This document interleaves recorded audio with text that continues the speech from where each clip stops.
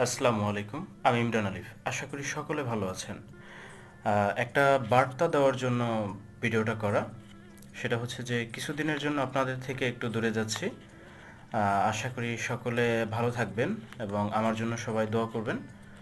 কিছু ভিডিও হচ্ছে আপলোড করা আছে, এগুলো পাবলিক হবে।